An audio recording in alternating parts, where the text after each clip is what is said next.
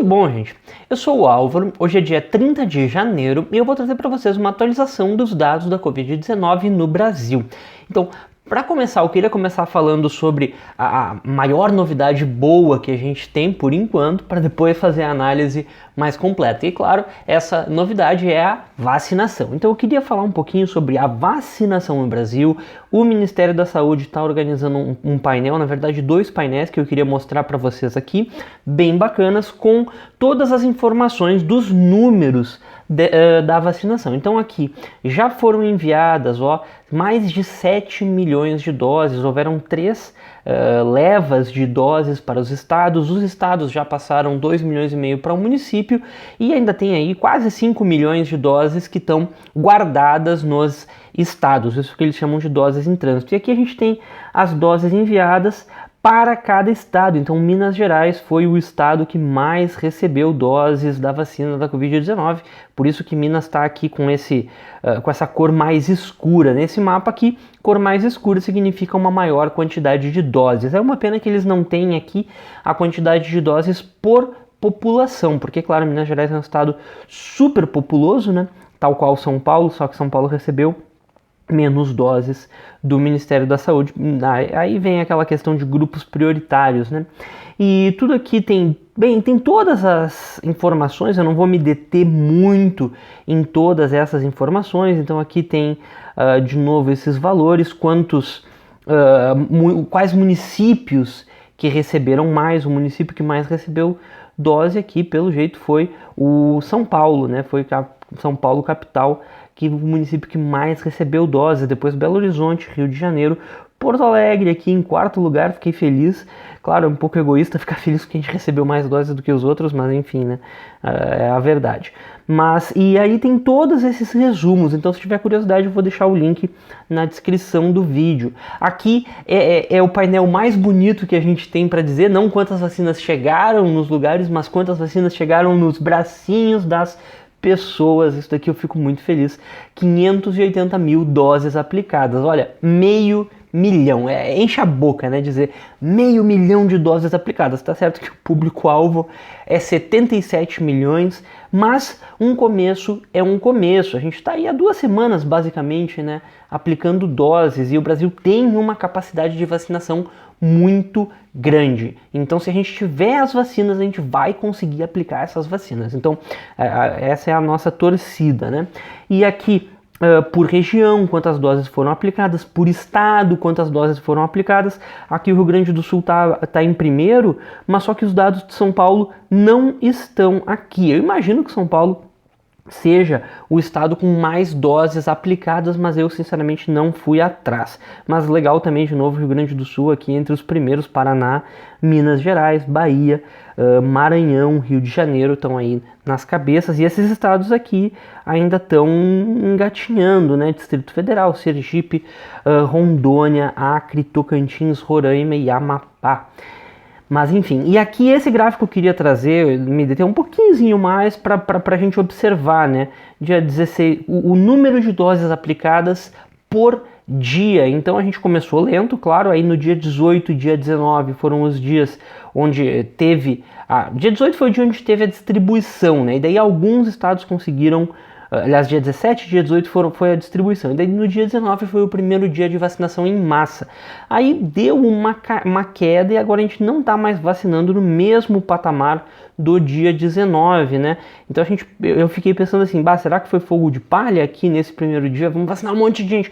Mas não, isso daqui é uma questão, eu imagino, de controle. Esses primeiros dias a gente teve muitos casos de fura-fila, tava uma coisa desorganizada mesmo. A gente viu aí Manaus tendo que parar a vacinação de tantas denúncias que estava acontecendo. E não só Manaus, pessoal, isso infelizmente tá generalizado no Brasil, essas questões de fura-fila. Agora, essa semana a gente viu o Ministério da Saúde, os governos em geral, tentando dar uma controlada maior na vacinação. Então, por isso que eu imagino que tenha diminuído a dose média de vacinas. Mas olha só, ficou aqui nos dias úteis na faixa de 50 mil doses por dia. E a gente sabe que a gente tem uma capacidade de mais de 100 mil doses por dia, mas enfim, imagina se a gente conseguir 50 mil doses por dia no final do mês dá 1,5 milhão de pessoas. Tá, 1 milhão de pessoas porque não tem muita vacinação durante os fins de semana.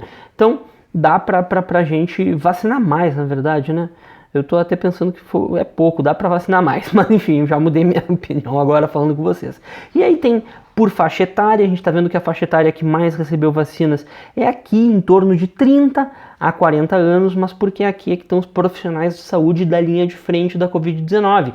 Depois a gente tem os idosos acima de 80 anos, que é uma parcela menor da população e com certeza já está muito mais vacinada do que essas parcelas aqui. Então eu gostaria de ver todos esses números aqui do final subindo de 60 até 80 anos, essas 5 colunas aqui, eu queria ver elas subindo, e eu vou tentar trazer uma análise desse painel, porque por enquanto essas faixas etárias é quase na totalidade de profissionais da saúde que estão sendo vacinados, ou pessoas com comorbidades, enfim, esse daqui é o grosso dessas faixas etárias. Então aqui vai ser limitado, depois de 60 anos para cima vai ser todo mundo, então a gente vai ver essas últimas faixas aqui subindo ao longo do tempo. E aqui quantas pessoas foram vacinadas em cada grupo de risco.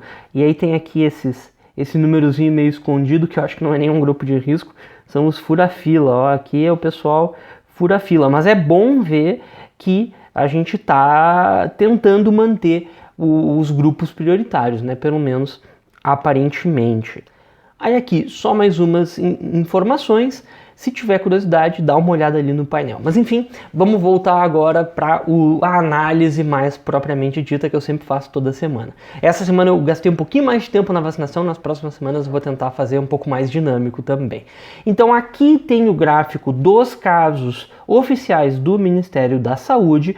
Ontem, dia 29 de janeiro, a gente estava registrando mais de 9 milhões de casos, especificamente 9.118.513. E infelizmente a tendência é que no final de fevereiro a gente já passe de 10 milhões de casos. Acho que mais umas 3 semanas, se continuar nesse ritmo, a gente vai passar de 10 milhões de casos no Brasil. É um número que é muito grande e, claro, a vacinação não vai conseguir sozinha conter esse avanço. E então vamos lá, essa semana a gente cresceu 364.593 casos, por isso que mais 3 semanas é fácil a gente conseguir mais os 900 mil casos que faltam para 1 milhão, então até menos de 3 semanas a gente vai passar dos 10 milhões provavelmente. E aqui a gente tem os novos casos por dia, a gente está vendo esses patamares muito altos nas últimas semanas, mais alto do que nas semanas anteriores, e se a gente ver as médias semanais, mais fácil ainda de visualizar. Essa semana a gente ficou na média de 52.085 casos por dia, que é na mesma média das 2 últimas semanas. Essas 3 últimas semanas foram semanas com um grande número de confirmações. Aqui, provavelmente até por causa da mutação do vírus que a gente está vendo. Mas a ideia é que o que está sendo divulgado é que as vacinas aplicadas são eficientes contra essa nova mutação. Então, no momento que a gente conseguir uma massa, vai dar uma diminuída desses números. Essa semana, pelo menos, a taxa de contaminação ficou um pouquinho mais baixa, ela ficou em 3,4, ainda é um patamar muito alto. Eu queria ver essa taxa de contaminação aqui voltar para 2, né? Mas aí eu tô achando que vai ser difícil, exatamente porque é um novo tipo de vírus e o comportamento das pessoas não tá legal também. Então tem muita gente descuidando, não utilizando a máscara, tem muita gente que já tá cansando de se cuidar e tá descuidando. Então aqui tá a razão para esse aumento dessa taxa de contaminação. Ficou em 3,4 essa semana. Bem, é um pequeno avanço, né? Porque a semana passada ficou em 3,6, mas essa semana ainda é uma taxa de contaminação muito alta, o que leva a uma grande quantidade de casos por dia. E na semana que vem, o que pode acontecer? Se o alfa se mantiver no 3,4, a situação vai se manter a mesma. A gente vai continuar nesse período de estabilidade altíssima, acima de 50 mil casos por dia na média. A previsão oficial que eu estou dando aqui é 51.609 casos por dia. Ou seja, a gente avançaria uns 360 mil casos, chegaria a 9.480.000 casos na semana que vem. Então aqui tem as projeções diárias, no iníciozinho de fevereiro, se alguém quiser dar uma olhada. Estou supondo alfa 3,4, isolamento social de 34%, que é mais ou menos a média que a gente vem observando. E na semana passada, a análise do erro, eu tinha suposto que a gente ia chegar a 9.118.000, aliás é o contrário. Eu tinha, aqui as colunas estão invertidas, né? Eu tinha projetado 9.103.000, a gente chegou um pouco a mais, 9.118.000, então eu errei 0,2% para mais, o que é uma pena. Eu sempre gosto de errar, aliás, eu errei para menos e eu gostaria de ter errado para mais, porque aí o Brasil foi melhor do que eu supus, mas enfim, segue o baile. Aqui então, o que mais que a gente pode falar? Essa semana a gente chegou a 7.960.000 pacientes, entre aspas, recuperados, porque muitos deles ainda estão com a sequela, o que é chamado de a Covid longa, né? Fica muito tempo ainda com fadiga, com perda de olfato, enfim.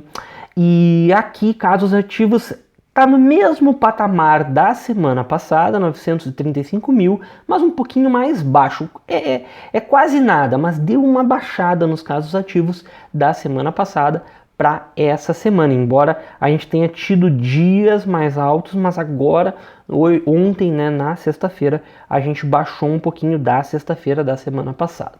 E os óbitos, a gente chegou essa semana a 222.666 óbitos, e aqui, infelizmente, a gente teve esse número aqui, que a gente sempre não... Eu tenho pavor desse número, que é 7.000 óbitos em uma semana. A gente teve mais do que 7.000 óbitos em uma semana, ou seja, mais de 1.000 óbitos por dia.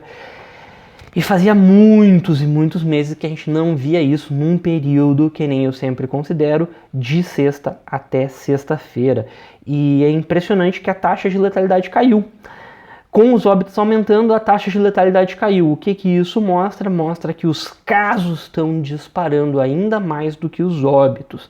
Ou seja, mas também é uma notícia boa que a taxa de letalidade estar caindo mostra que pelo menos essa nova cepa do vírus aparenta não ser mais letal. Poderia ser que ela fosse mais letal, além de mais contagiosa, mas a letalidade está mais ou menos a mesma, até um pouquinho mais baixa do que a letalidade que a gente vinha observando naquele período de julho, agosto, onde a gente estava com o mesmo número de pacientes entrando no sistema de saúde e a gente tinha mais óbitos. Mas a gente tinha, aliás, menos pacientes entrando e mais óbitos, ou seja, a letalidade nessa época agora está um pouco menor do que a letalidade lá do auge da pandemia, do auge da primeira onda da pandemia no Brasil. Bem, pessoal, essa semana era mais ou menos isso, me alonguei um pouquinho porque eu perdi bastante tempo falando de vacinas, mas eu acho que não é perder tempo, eu acho que é ganhar tempo e ganhar um pouquinho de esperança. Eu tô assim, ó, torcendo que 2021 seja um ano muito melhor, seja o ano da vacinação da Covid-19 no Brasil e no mundo inteiro. Mas enfim, era mais ou menos isso. Qualquer coisa deixa aqui nos comentários. Muito obrigado e até a próxima.